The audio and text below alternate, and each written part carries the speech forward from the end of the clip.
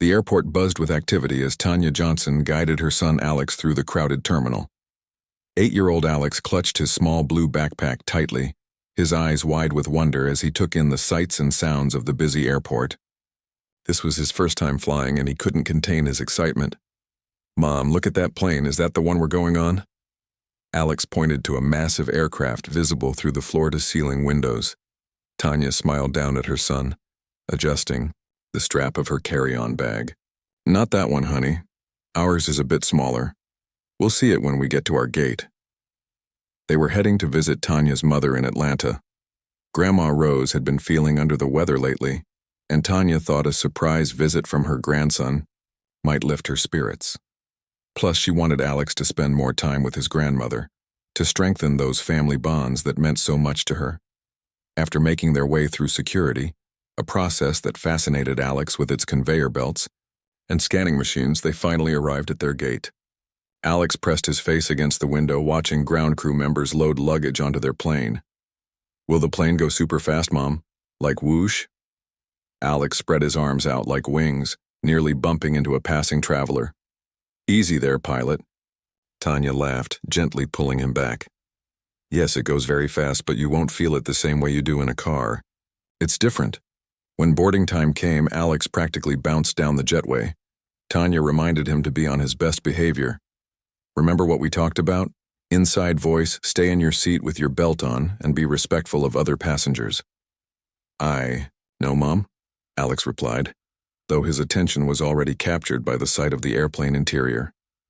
They found their seats in the economy section, Alex by the window as promised, with Tanya in the middle seat. The aisle seat next to them remained empty for now. Alex immediately pressed his face to the small oval window, watching the luggage handlers toss bags into the cargo hold. As other passengers filed in, the atmosphere was typical of an afternoon flight. Some travelers looked tired, others impatient, most just focused on finding their seats and settling in. Tanya helped Alex buckle his seatbelt, then took out a small activity book and crayons to keep him occupied during takeoff. The final passengers boarded, and a tall man with graying hair at his temples approached their row. He checked his ticket, then frowned at the seat assignment. "I'm in the aisle," he said curtly, barely making eye contact with Tanya as he stored his expensive-looking briefcase in the overhead compartment. "Of course," Tanya replied with a polite smile, pulling in her knees to let him pass. The man, who appeared to be in his mid-50s, wore a crisp button-down shirt and pressed slacks. He sat down heavily, immediately putting on noise-canceling headphones and opening his laptop. As the flight attendants began their safety demonstration, Alex watched with complete attention, mimicking their gestures about oxygen masks and life vests. The man beside them glanced over with obvious annoyance, then turned slightly away. The plane began to move, and Alex gasped. "Mom, we're going." "Inside voice, remember?" Tanya whispered, though she couldn't help but smile at his enthusiasm. The powerful thrust of takeoff pushed them back in their seats, and Alex's eyes grew even wider. "Whoa," he whispered dramatically, respecting his mother's reminder but unable to contain his amazement. Their seatmate shifted uncomfortably, adjusting his headphones as if to block out even the smallest sounds from the child beside him. Once they reached cruising altitude, the seatbelt sign dinged off. The flight attendants began their beverage service, and the cabin settled into the quiet rhythm of flight. Tanya got out Alex's favorite stuffed dinosaur from her bag, and he began to play quietly, occasionally making the toy walk along the windowsill. About 30 minutes into the flight, the man beside them took off his headphones and flagged down a passing flight attendant. "Excuse me," he said in a tone that wasn't particularly polite. "I have important work to do. Is there any chance I could move to another seat? Perhaps in business class? I'd be willing to pay the difference." The flight attendant, whose name, agreed Diane, smiled professionally. "I'm sorry, sir, but we have a full flight today. Business class is completely booked." The man sighed dramatically. "Fine. Thank you anyway." He put his headphones back on, shooting a glance at Alex, who was now flipping through the in-flight magazine, completely oblivious to the exchange. As the flight continued, the cabin lights dimmed slightly to allow passengers to rest.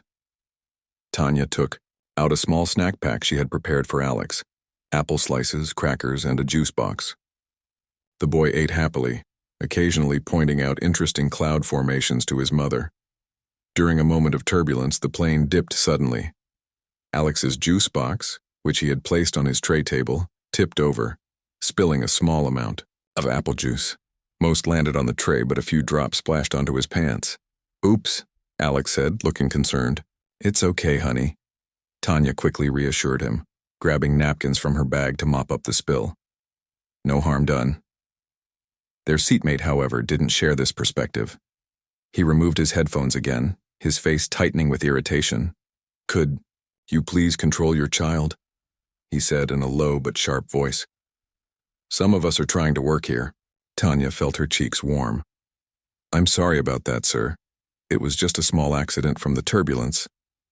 "Whatever," the man muttered, putting his headphones back on and turning further away. Tanya gave Alex a reassuring smile, though she felt a knot forming in her stomach. The flight was only an hour in, with nearly 2 more to go. As time passed, Alex grew increasingly restless, as most children his age would during a long flight. He tried to stay still, but occasionally his legs would kick out slightly, inadvertently, bumping the seat in front of him. The woman seated there turned around once, giving a questioning look, and Tanya immediately apologized, reminding Alex to keep his feet down. "But my legs feel jumpy, Mom," Alex whispered. "I know, buddy. Why don't we walk to the bathroom? That might help stretch your legs a bit." They carefully made their way past their seatmate, who sighed audibly as he moved his legs to let them through. The short walk to the back of the plane helped Alex burn off some energy, and when they returned to their seats, he settled in more comfortably. Their seatmate had closed his laptop and was now reading a magazine. As they slid back into their row, he glanced up, his expression making it clear he wasn't pleased with the disturbance. The flight attendants began another beverage service. When they reached their row, Diane smiled warmly at Alex. "And what would you like to drink, young man?" she asked. "May I have apple juice, please?" Alex replied, remembering his manners. "Such good manners," Diane commented, handing him a small cup of juice. "Is this your first flight?" Alex nodded enthusiastically. "Yes, it's awesome. We're so high up and the clouds look like cotton candy." Diane laughed. "That's exactly what I thought on my first flight, too." She turned to their seatmate. "And for you, sir?" "Just water," he replied curtly. After the flight attendant moved on, Alex carefully sipped his juice, determined not to spill it this time. He was quieter now, perhaps sensing the tension in the row. Tanya pulled out a small picture book from her bag and began reading to him in a soft voice, hoping to keep him entertained without disturbing others. Their seatmate's phone chimed with a notification, and he pulled it out, frowning at the screen. He typed a quick response, then put the phone away, his jaw tight with obvious stress. Tanya couldn't help but feel a twinge of sympathy. Perhaps he was dealing with work problems or personal issues. The plane hit another patch of turbulence, this time lasting longer. The captain's voice came over the intercom, asking passengers to return to their seats and fasten their seatbelts. Alex looked slightly nervous at the bumpy motion. "It's just like driving on a bumpy road," Tanya explained, squeezing his hand. "Nothing to worry about." As the plane continued to bump along, Alex's toy dinosaur slipped from his grasp and fell to the floor, sliding under the seat in front of him. Alex instinctively reached down to grab it, unbuckling his seatbelt without thinking. "Alex, no," Tanya said, quickly pulling him back. "You need to keep your belt on during turbulence. I'll get it for you later." "But Rex will be scared down there all alone," Alex protested, his voice rising slightly with distress. Their seatmate removed his headphones, his face now flushed with anger.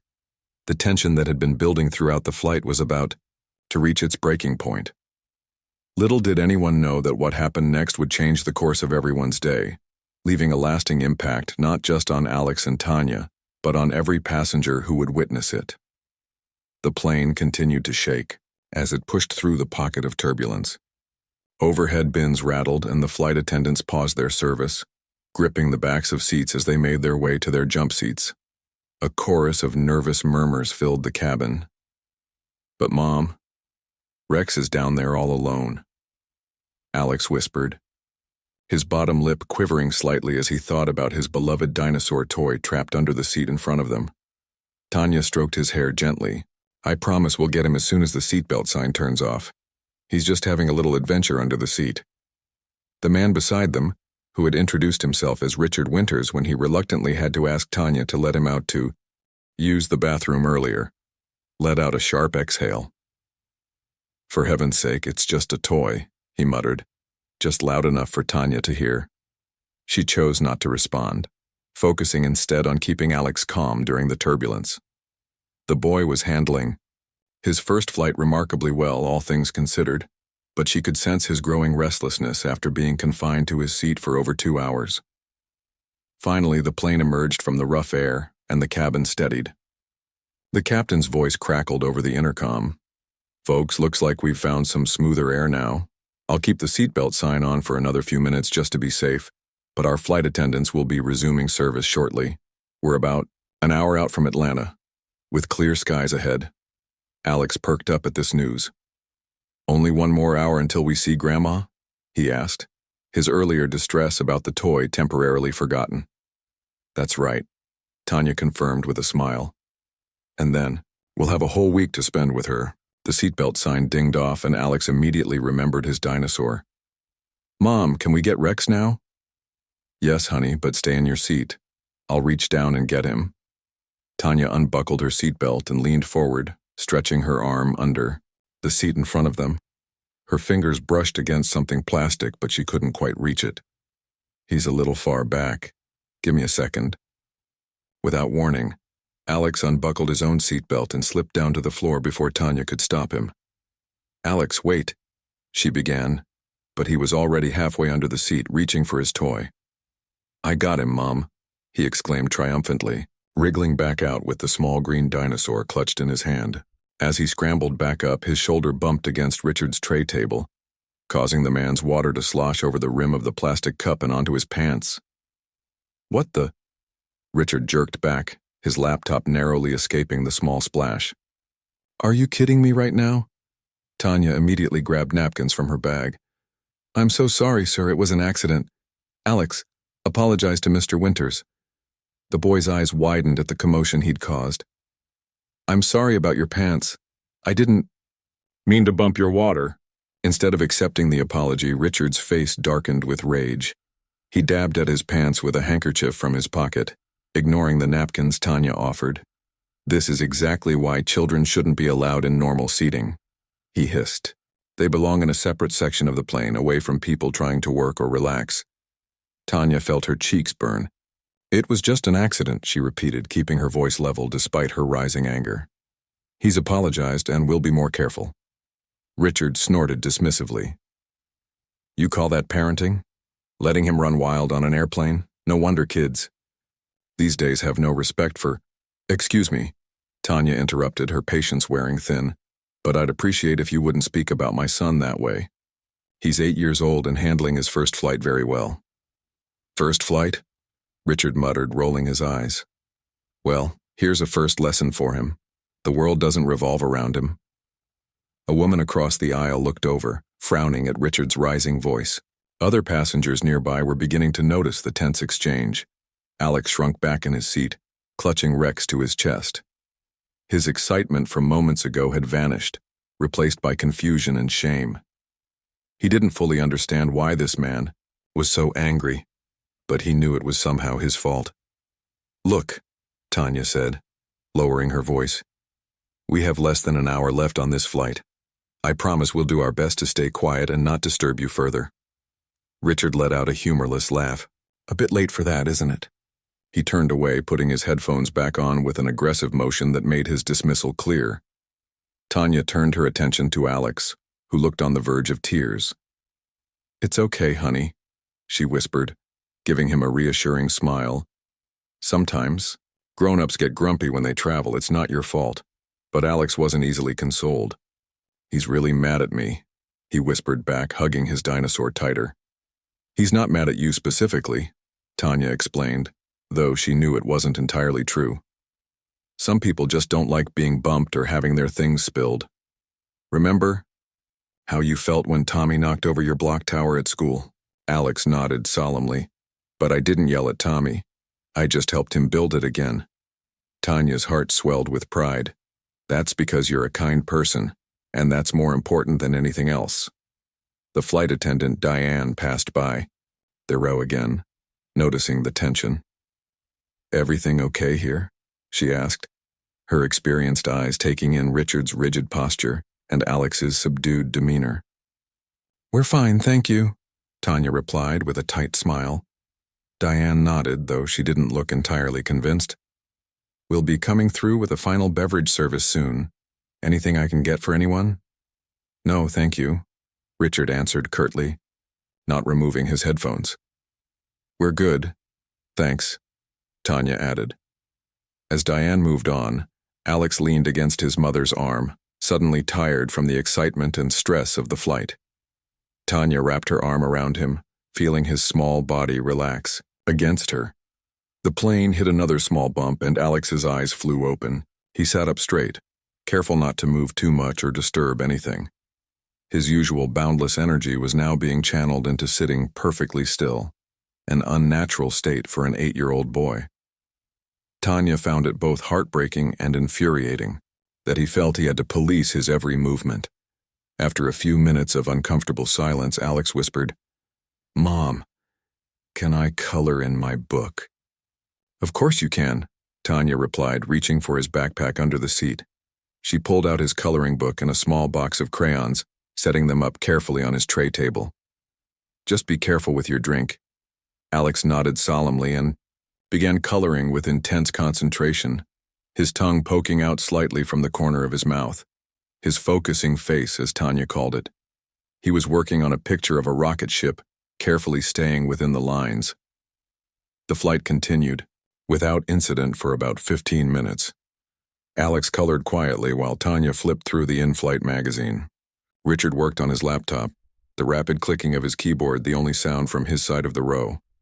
The relative peace was broken when the plane suddenly dropped several feet without warning, causing stomachs to lurch and loose items to fly into the air. It was over in seconds, but it was enough to send Alex's box of crayons sliding off his tray table, scattering across the floor, some landing at Richard's feet. "I'm sorry," Alex gasped immediately, his small hands gripping the edges of his seat. Richard stared at the colorful crayons on the floor, his jaw clenching. Something in his expression changed, hardened. He slowly removed his headphones and placed them on his tray table with deliberate calm. "That's it," he said, his voice quiet but trembling with rage. "I have had it with this kid."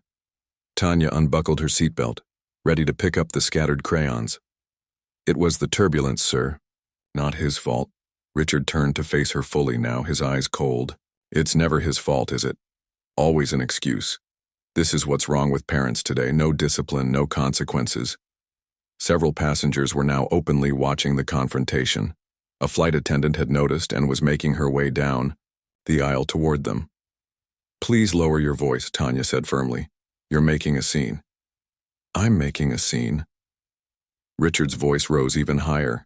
"Your bratty kid has been making a scene this entire flight. Some of us paid good money for these seats, and we shouldn't have to put up with this."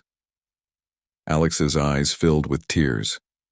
He had never been spoken about this way before, especially not by a stranger.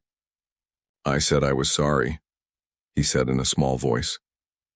Richard's gaze snapped to Alex and something ugly crossed his face. Something beyond mere annoyance or anger. "Sorry doesn't cut it, kid. You people always think you can just..."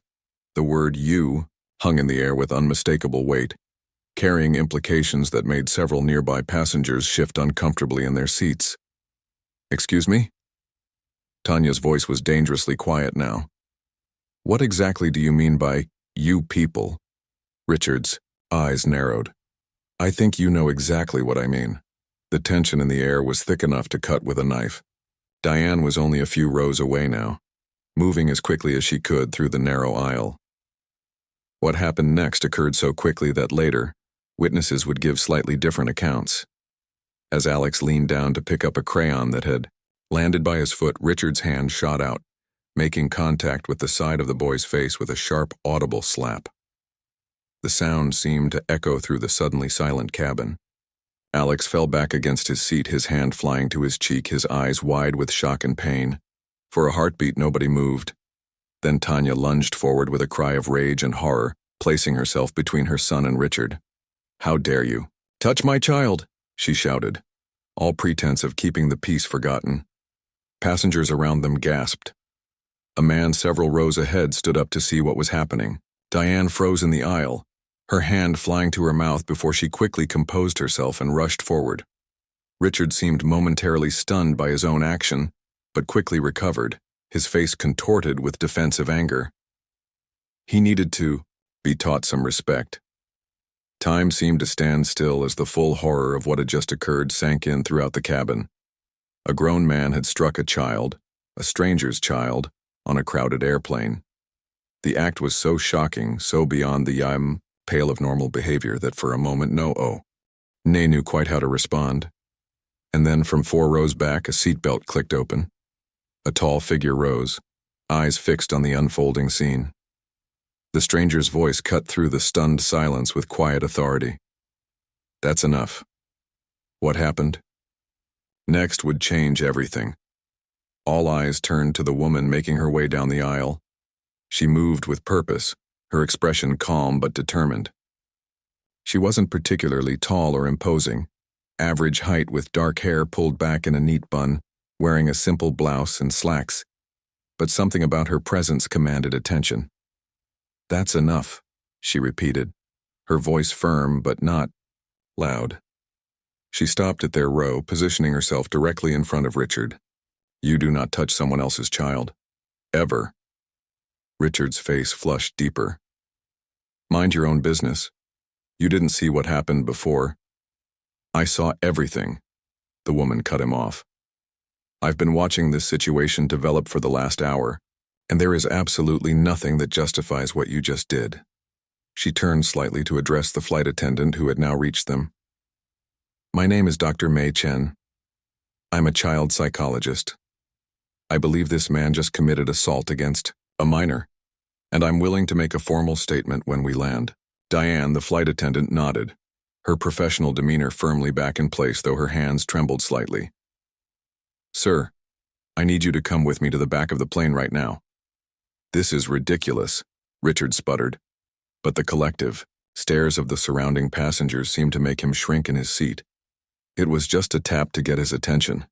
These people are overreacting. A man in a military uniform stood up from his seat 2 rows ahead.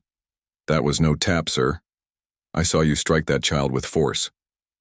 His voice was level but carried the weight of authority. "I suggest you cooperate with the flight crew." Richard looked around, suddenly realizing he had no allies among the witnesses. His eyes narrowed as he grabbed his laptop and phone. "Fine. Whatever." He stood up, forcing Dr. Chen to step back into the aisle. As Richard moved to follow Diane toward the rear of the plane, he muttered something under his breath that made several nearby passengers gasp. The uniformed man stepped forward again. "Sir, I strongly advise you to remain silent until we land. You're only making this worse for yourself." Richard shot him a venomous look but said nothing more as Diane led him to an empty seat in the last row, far from Tanya and Alex. Meanwhile, Dr. Chen turned her attention to the child and his mother. Alex was huddled against Tanya, one hand still pressed to his reddened cheek, silent tears streaming down his face. Tanya had her arms wrapped protectively around him, her own eyes wet with a mixture of tears and fury. "May I sit?" Dr. Chen asked gently, indicating the now empty aisle seat. Tanya nodded, still too overcome with emotion to speak. Dr. Chen settled into the seat, turning slightly to face them. She spoke to Alex first, her voice gentle but not patronizing. "Hi. There. My name is May. What's yours?" Alex looked up at his mother, seeking permission to answer. When Tanya nodded encouragingly, he whispered, Alex, I'm very sorry about what just happened. That man was completely wrong to touch you, and it was not your fault. Not one bit." Dr. Chen's words were simple but delivered with such conviction that even adults around them seemed to draw comfort from them. "But I spilled his water," Alex said, his voice barely audible, "and my crayons went everywhere." "Accidents happen, especially on airplanes," Dr. Chen replied. "I once spilled an entire cup of coffee on a businessman's white shirt and I'm a grown-up. Did that man have the right to hit me?" Alex shook his head slowly. "No. That's right. No one has the right to hit anyone else, especially a child. What he did was wrong and he's in trouble for it, not you." A second flight attendant appeared with a small ice pack wrapped in a cloth napkin. "For his cheek," she explained, handing it to Tanya. "Thank you," Tanya said, finding her voice at last. She gently pressed the ice pack to Alex's face. "Is this okay, sweetie?" Alex nodded, wincing slightly at the cold. The second flight attendant leaned closer. "The captain has been informed of the situation. Police will meet the aircraft when we land. Would you be willing to speak with them?" "Absolutely," Tanya replied without hesitation. "That man assaulted my son." "I'll be happy to provide a statement as well," Dr. Chen added. "And I believe several other passengers witnessed what happened." As if on cue, a middle-aged woman across the aisle leaned over. "I recorded the whole thing on my phone. I started filming when he began raising his voice. I have it all, including when he hit the boy." She looked at Alex with sympathy. "I'm so sorry, honey. That man was just plain wrong." "Thank you," Tanya said, genuine gratitude in her voice. She looked around at the concerned faces of nearby passengers and felt a surprising wave of comfort. These strangers were rallying around them, offering support when they needed it most. The uniformed man who had spoken up earlier approached their row. "Ma'am, I'm Lieutenant David Parker. If you need anything at all for the remainder of this flight, please let me know. I've switched seats with another passenger, so I'll be just one row ahead of you until we land." Tanya nodded, grateful for his presence. "Thank you for speaking up. No decent person could stay silent after seeing that," Lieutenant Parker replied. His eyes softened as he looked at Alex. "Hey there, young man. I have some airplane-shaped cookies my daughter made for my trip. Would you like one?" Alex's eyes widened. Slightly, his interest piqued despite his distress. "Yes, please," he managed. "I'll bring them right over," Lieutenant Parker promised, returning to his seat to retrieve them. Dr. Chen watched this exchange with approval. "How are you feeling, Tanya?" she asked quietly while Alex was distracted. "Honestly, I'm still shaking," Tanya admitted, her voice low enough that Alex couldn't hear.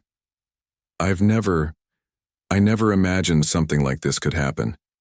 When he hit Alex, I wanted to..." She trailed off, unable to articulate the protective rage she'd felt. "That's a completely normal reaction," Dr. Chen assured her. "Any parent would feel the same way. You did everything right. You protected your son without escalating the violence." A well-dressed older woman with silver hair paused in the aisle beside them. "Excuse me," she said, her voice carrying a slight southern accent. "I couldn't help overhearing. I have 6 grandchildren, and I just wanted to say that your little boy has been absolutely fine this whole flight. That man was out of line from the beginning." She smiled kindly at Alex.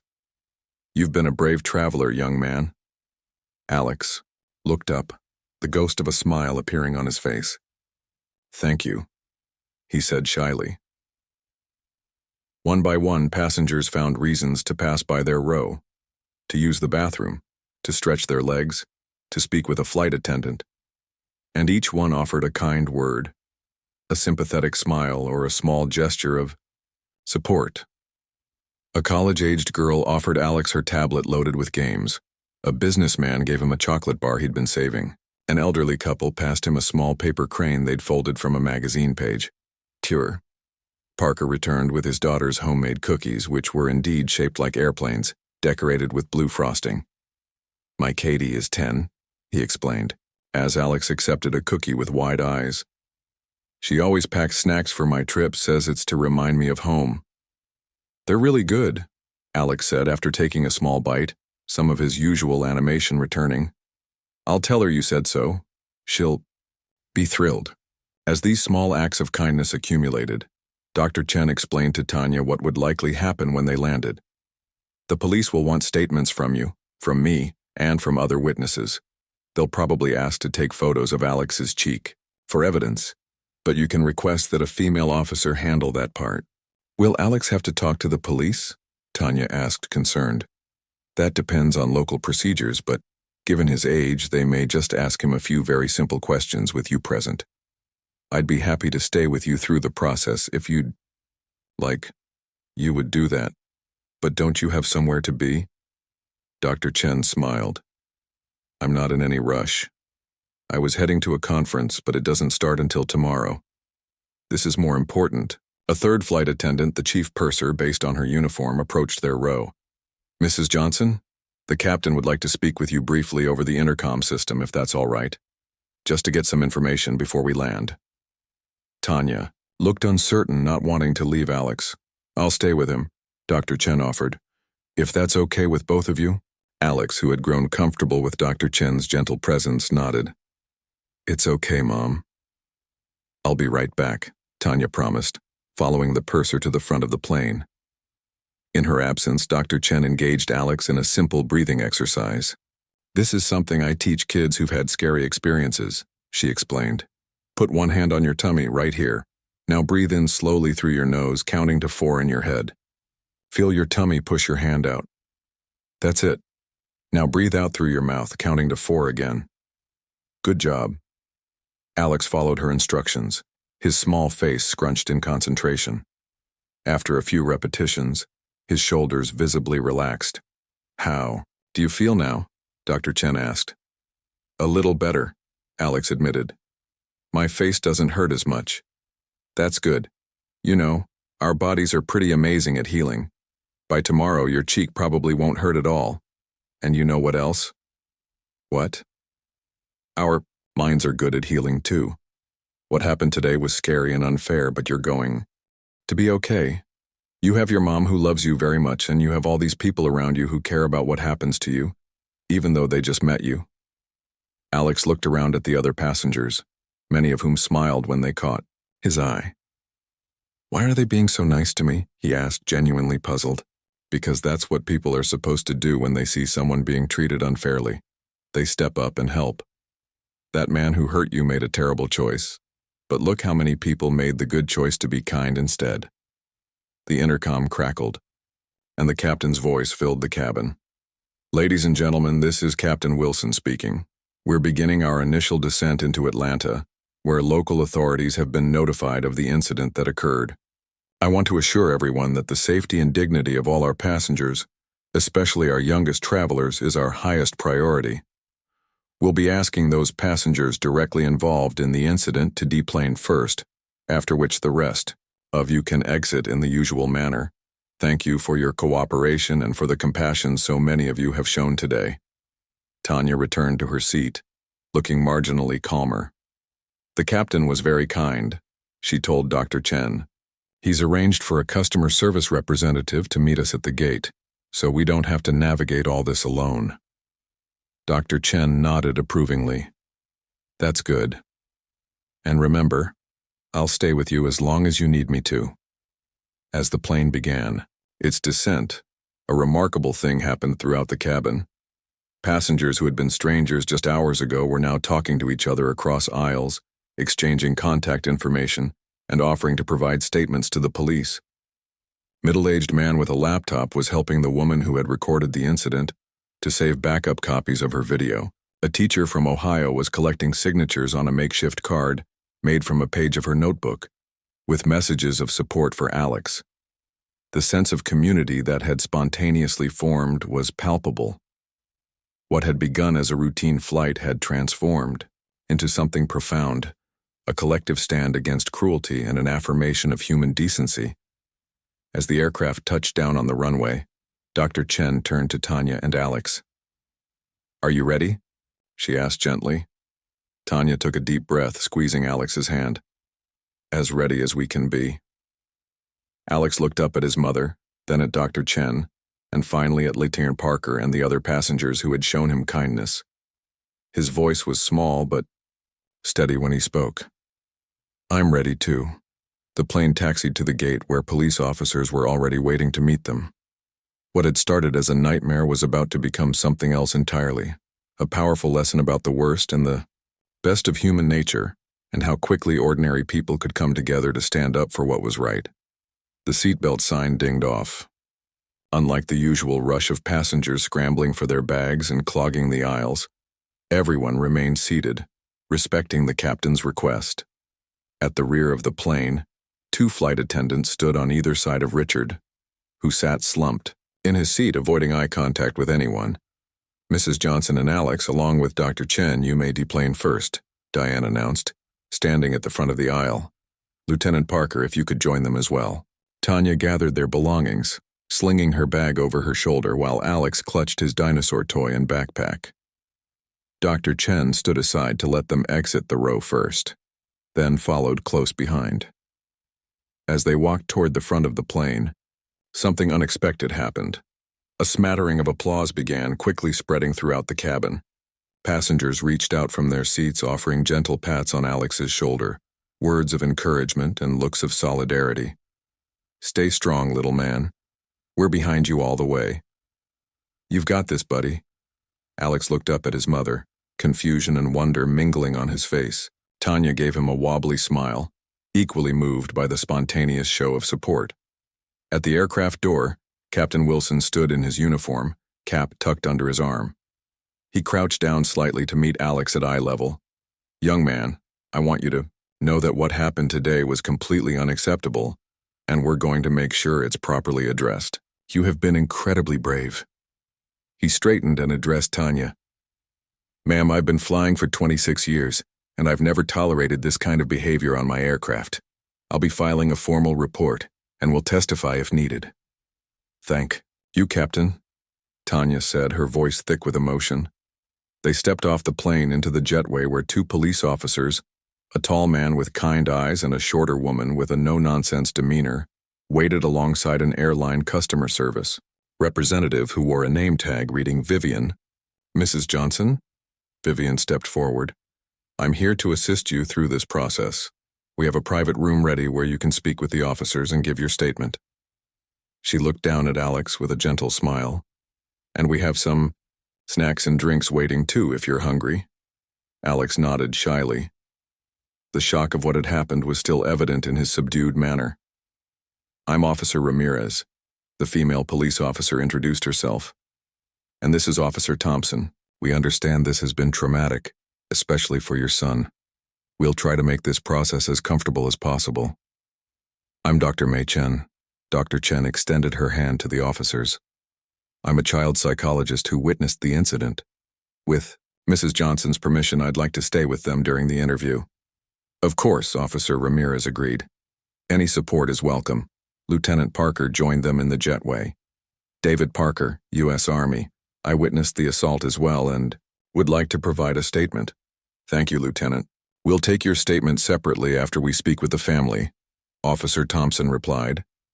Vivian led them through the terminal to a small but comfortable room, usually reserved for VIP passengers. It had plush chairs, a coffee table loaded, with snacks and drinks and a window overlooking the tarmac.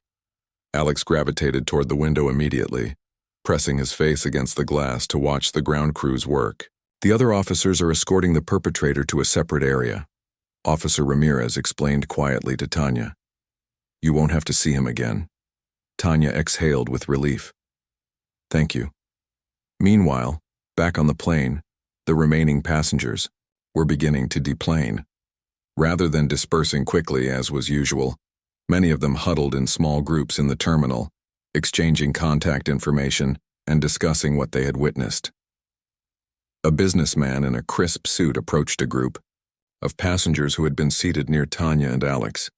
"I'm an attorney," he explained, handing out business cards. "If any of you are willing to be witnesses in this case, please contact me. No charge. I'd be representing the family pro bono if they're interested. What happened today can't go unpunished." The woman who had recorded the incident on her phone was surrounded by several others. "I've already uploaded the video to cloud storage and emailed it to myself," she was explaining.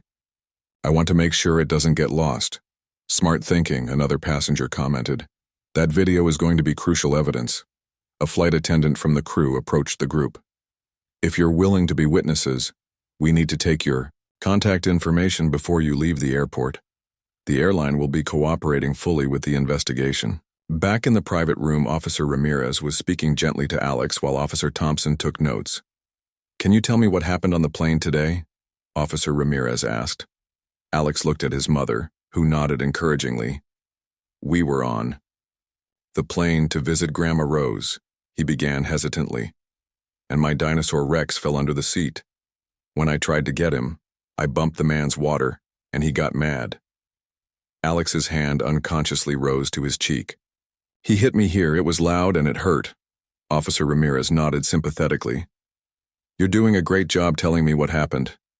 Did the man say anything when he hit you? Alex's brow furrowed. He said I needed to learn respect. And before that he said something about you people. He looked confused. I don't know what that meant. Tanya and Dr. Chen exchanged a knowing glance. The racial undertones had been clear to the adults. You've been very brave, Alex, Officer Ramirez said. Would it be okay if I take a picture of your cheek for our report? It won't hurt at all. Alex nodded, sitting up straighter. Officer Ramirez took several photos with a department-issued camera, making sure to document the redness that was still visible on his skin. All done? She said with a smile. You can go back to looking out the window if you'd like. Alex didn't need to be told twice. He returned to his spot by the window while the adults continued their discussion. Outside in the terminal, something remarkable was happening. Word of the incident had spread beyond the passengers from the flight. Airport staff, travelers from other flights, and even some airport vendors had caught wind of what had occurred. Many expressed their outrage, but, more importantly, many offered help. A gift shop employee showed up at the private room with a small stuffed airplane. For the little boy, she explained to Vivian. On the house. The manager of a terminal restaurant sent over fresh cookies and milk. A bookstore clerk delivered a children's book about airplanes with a note that read, Don't let one bad experience ruin the wonder of flying. Inside the room, Tanya was finishing her formal statement. I want to press charges, she said firmly. What he did was assault, and I won't let it go unpunished. Based on the evidence and witness statements, we'll be arresting him for assault on a minor, with possible hate crime enhancements pending investigation, Officer Thompson explained. The district attorney will decide on the final charges. Dr. Chen, who had been quietly supportive throughout the interview, spoke up. What kind of support services are available for Alex? An experience like this can be traumatic, and early intervention can make a huge difference. We have victim advocates who can connect you with counseling services, Officer Ramirez replied. They'll reach out within 24 hours. In the meantime, Dr. Chen said, turning to Tanya, I'd like to offer my card. If Alex has trouble sleeping, experiences nightmares, or seems unusually withdrawn in the next few days, please call me. Sometimes children process these events differently than adults. Tanya accepted the card gratefully. I can't thank you enough for what you did today. If you hadn't stood up, but I did, Dr. Chen said simply, and so did many others. That's what I hope Alex remembers most about today. Not the one person who was cruel, but the dozens who were kind. A knock at the door interrupted their conversation. Vivian answered it to find Lieutenant Parker and a small crowd of passengers. From the flight. Sorry to intrude, Lieutenant Parker said, but there's something we'd like to do before everyone disperses to their connecting flights or leaves the airport. Vivian looked questioningly at Tanya, who nodded her permission. Lieutenant Parker entered, followed by about a dozen other passengers. The teacher from Ohio stepped forward, holding what appeared to be a makeshift card, fashioned from several notebook pages taped together and folded in half. Alex, she said gently, everyone on the plane wanted to sign this for you. It's to remind you that there are far more good people in the world than bad ones. Alex approached cautiously, taking the homemade card with wide eyes. It was covered in signatures, small drawings, and messages of support. Wow, he breathed, carefully opening it to see the inside. There's so many. 78 signatures, the teacher confirmed. That's how many people on that plane care about what happened to you today. Alex looked up at her in wonder. Really, that many? Really? She affirmed with a warm smile. A man stepped forward next, the businessman who had offered his legal services. He introduced himself to Tanya as attorney Michael Bryce. I witnessed what happened, and I'd like to offer my services if you decide to pursue civil action in addition to the criminal charges. Pro bono, of course. Thank you, Tanya said, a bit overwhelmed. I'll keep that in mind once the criminal process is underway. One by one, the passengers stepped forward to offer words of support, small gifts they had purchased in the terminal shops, or simply a kind smile for Alex. The woman who had recorded the incident assured Tanya that the video had been securely saved and shared with the police. Vivian, watching this unprecedented show of solidarity, slipped out of the room briefly. When she returned, she had the airline's customer service director with her. Mrs. Johnson, the director began, on behalf of the airline, I want to extend our deepest apologies for what happened today. While we can't undo the experience, we would like to offer you and Alex lifetime premium status with our airline, as well as vouchers for future travel. Tanya was speechless for a moment. That's very generous, she finally managed. Additionally, the director continued, we understand. You're visiting family here in Atlanta. We've arranged for a car service to take you to your destination, and we'll have your checked luggage delivered directly to the address. As the impromptu gathering began to disperse, passengers heading to connecting flights, officers returning. To complete their reports, Alex tugged at Dr. Chen's sleeve. Dr. May?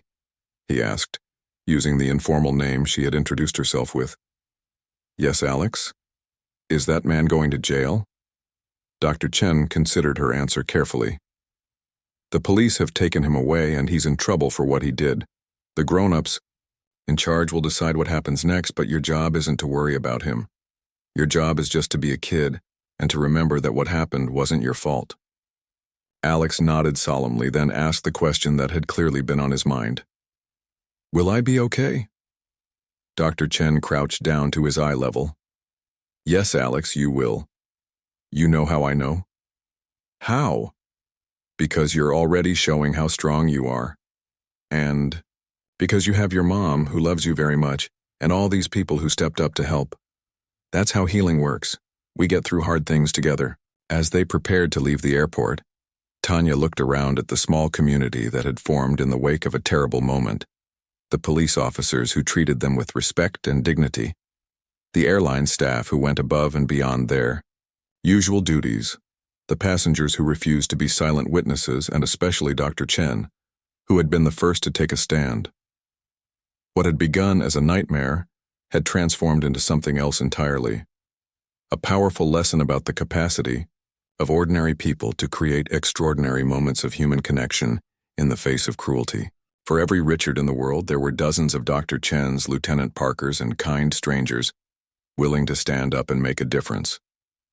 And for Alex, that would make all the difference in the world. 6 months later, a gentle spring breeze swept across Grant Park in Atlanta, rustling the leaves of the massive oak trees that provided shade for the gathering below. Folding chairs had been arranged in a semicircle on the grassy lawn, now filled with a mix of familiar and new faces. A hand-painted banner hung between two trees. Community Heroes Appreciation Day. Alex Johnson, now 8.5 years old, sat in the front row beside his mother Tanya and grandmother Rose. He fidgeted with the collar of his button-up shirt, not used to wearing such formal clothes, but today was special. Today he would speak in front of these people for the first time about what had happened 6 months ago. You okay, sweetie? Tanya asked, noticing his restless fingers. Alex nodded, his eyes scanning the growing crowd.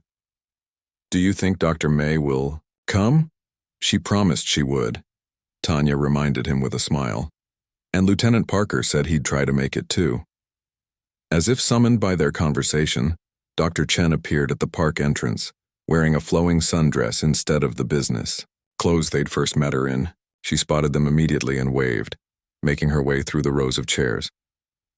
Look at you, she said warmly when she reached Alex. You've grown at least an inch since I last saw you. Alex beamed. He had been seeing Dr. Chen for regular therapy sessions since the incident, though they had recently scaled back to once a month. The nightmares that had plagued him in the weeks following the flight had mostly subsided, and his natural confidence had returned, sometimes even stronger than before. "I practiced my speech 100 times, he told her proudly. "Mom says I know it by heart now."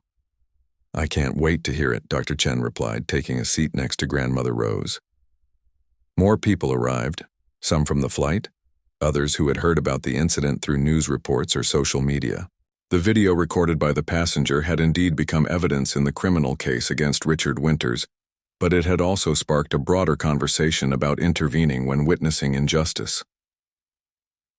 Lieutenant Parker arrived in his dress uniform, accompanied by his daughter Katie, the one who had baked the airplane cookies. At 10 years old, she was slightly older than Alex, but they had become pen pals in the months since the incident. Katie had written Alex encouraging letters as he worked through his trauma, and he had replied with stories about school and his growing collection of dinosaur toys. The airline's customer service director came, as did several of the flight attendants who had been working that day. Attorney Michael Bryce, who had helped Tanya navigate both the criminal case and a civil settlement, sat near the back, his usual suit replaced by casual weekend attire. The woman who had recorded the incident, they now knew her as Mrs. Patel, arrived with her husband and teenage son. She had become something of an advocate since that day, speaking at community events about the importance of documenting injustice when it occurs. At precisely noon, Tanya stepped up to the portable microphone stand they had set up. The gentle murmur of conversation faded as she began to speak. "Thank you all for coming today. 6 months ago, my son Alex and I experienced something terrible on a flight to Atlanta. A stranger, filled with hate and anger, struck my child because of the color of his skin." Her voice wavered slightly but grew stronger as she continued. But that moment of cruelty was transformed by what happened next. One person stood up, Dr. Mei Chen, and then another, and another, until an entire plane full of strangers had become a community united against hatred. She paused, looking out at the faces watching her. Today isn't about dwelling on what happened. It's about celebrating what came after, the kindness, the support, and the lasting connections that formed in the aftermath. It's about thanking the everyday heroes who refused to be silent when they witnessed injustice. Tanya gestured to the small table set up beside her, covered with framed certificates. "We've created community hero awards for those who went above and beyond that day and in the months since. But before we present those, there's someone else who would like to speak to you." She turned toward her son. "Alex?" Alex took a deep breath and stood up, straightening his shoulders as he walked to the microphone. At first glance, he looked like any other 8-year-old boy, sneakers poking out from under his nice pants, cowlick in his hair that refused to stay flat no matter how much his mother had tried to smooth it down. But as he faced the crowd, there was a quiet poise about him that seemed beyond his years. "Hi, everyone," he began, his voice small but clear in the microphone. "My name is Alex. 6 months ago, I was really excited because I was going on my first airplane ride to visit my grandma." He gestured toward Grandmother Rose, who dabbed at her eyes with a tissue. "I was trying to be good on the plane, but I was excited and I made some mistakes. A man got really mad at me. He said mean things and then—" Alex paused, touching his cheek briefly. "Then he hit me." A hushed silence fell over the gathering. Even those who knew the story found themselves holding their breath. "It was scary," Alex continued. "I didn't understand why a grown-up would do that, but then something amazing happened." Dr. May stood up. He looked directly at Dr. Chen, who smiled encouragingly.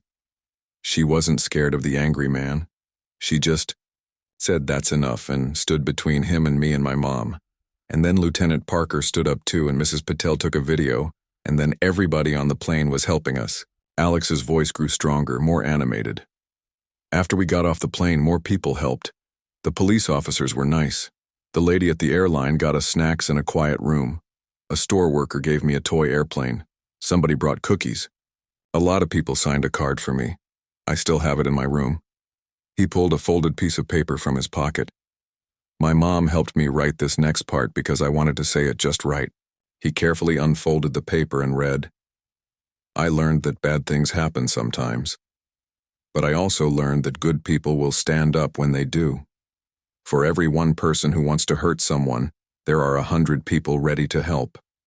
Alex looked up from his paper. That's what I want to remember most about what happened. Not the man who hit me, but all the people who helped after. Dr. May says that when we focus on the helpers, we see the good in the world instead of just the bad. Many in the audience were openly wiping tears now, moved by the wisdom coming from someone so young. My mom says I'm braver now than I was before, Alex continued. I stand up when I see kids being mean at school. Last week, a boy in my class was making fun of Zach because he wears glasses. I told him to stop, and when he didn't, I went and got our teacher. After school, Zach said thank you, and now we're friends. Alex carefully folded his paper and put it back in his pocket. So I want to say thank you to everyone who helped me and my mom that day. You didn't just help us on the airplane. You taught me something I'll remember forever, that standing up for someone is the bravest thing you can do. The applause that followed was thunderous. People rose to their feet, clapping and cheering as Alex made his way back to his seat, a shy smile spreading across his face as he realized the impact his words had made. Tanya returned to the microphone, wiping tears from her eyes. Now you see why I'm so proud of him, she said, her voice thick with emotion. He's taken something painful and found meaning in it, something I think we've all tried to do these past 6 months. She began calling people forward to receive their Community Hero Awards, Dr. Chen first, then Lieutenant Parker, Mrs. Patel, the flight attendants, and many others who had shown exceptional kindness that day. As the ceremony continued, a news crew from the local station interviewed some of the recipients. Their presence was no coincidence. The story had gained national attention when the video went viral, and the subsequent trial had kept it in the headlines. Richard Winters had been convicted of assault on a minor with a hate crime enhancement, resulting in both jail time and mandatory anger management and cultural sensitivity training. But more important than the punishment had been the conversation the incident sparked. Schools used the story, with names changed to protect Alex's privacy, to teach children about intervention and allyship. Flight attendants received additional training on how to handle similar situations. An entire online movement had formed around the hashtag #JustSayEnough, inspired by Dr. Chen's simple but powerful words on the plane. After the ceremony, as people mingled and enjoyed the picnic lunch provided, Alex found himself surrounded by a small group of children, Katie Parker, Mrs. Patel's son Dev, and several others his age whose parents had brought them to the event. Is it true you're going to be on TV? Katie asked, clearly impressed. Alex shrugged. Mom said maybe, but only if I want to. The news lady wants to talk to me. You should do it, Dev encouraged. Then more people would hear your story. Maybe, Alex replied, suddenly distracted by a cloud shaped exactly like a brontosaurus. He pointed it out to the others, and soon they were all lying on the grass finding shapes in the clouds, their laughter carrying across the park. Dr. Chen watched them from a distance, standing beside Tanya. That right there, she said, nodding toward the children, is how healing looks.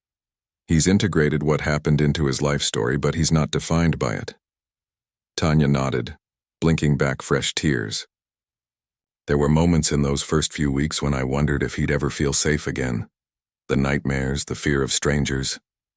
But you were right. Children are remarkably resilient when they have the right support. And when they see models of courage, Dr. Chen added. You showed tremendous strength that day and every day since. Lieutenant Parker joined them, holding a paper plate with cake. That was quite a speech your son gave, he said to Tanya. Katie hasn't stopped talking about how cool Alex is. Tanya laughed. He thinks she's pretty cool too. Those letters she sent meant the world to him. As the afternoon wore on, people began to say their goodbyes, exchanging contact information and promises. To stay in touch. Some would, some wouldn't. That was the natural course of things. But the connections made that day on the plane had already served their purpose, creating a safety net when it was most needed and demonstrating to a young boy that the world contained far more kindness than cruelty. Before Dr. Chen left, Alex ran up to give her a hug. "Will I still see you next month?" he asked. "Absolutely," she assured him. "Though soon, we might not need regular meetings anymore." "You're doing so well. But we'll still be friends, right?" His eyes were earnest. Dr. Chen smiled. "Always. Some connections last a lifetime, even when they start in unlikely places, like seat 14B on a flight to Atlanta." As the sun began to set, casting long shadows across the park, Tanya, Alex, and Grandmother Rose packed up the last of the decorations. Alex carefully placed his speech back in his pocket. He wanted to save it, maybe even frame it someday. "Mom?" he asked as they walked to the car. "Yes, sweetie. Do you think we made a difference today, like for other people?" Tanya looked down at her son, marveling at how much he'd grown, not just in height, but in wisdom and compassion. "I think we've been making a difference ever since that day on the plane. Every time someone hears our story and decides to speak up instead of staying silent, that's a difference. Every time you stand up for someone at school, that's a difference." Alex considered this, then nodded, satisfied with her answer. "Good. Because that's what I want to do when I grow up. Make a difference." "Sweetheart," Tanya said, her heart full to bursting with pride and love. "You already are." And somewhere across the city, a news broadcast was airing footage from the day's event, spreading the story of an ordinary flight that became extraordinary when one stranger stood up and changed everything.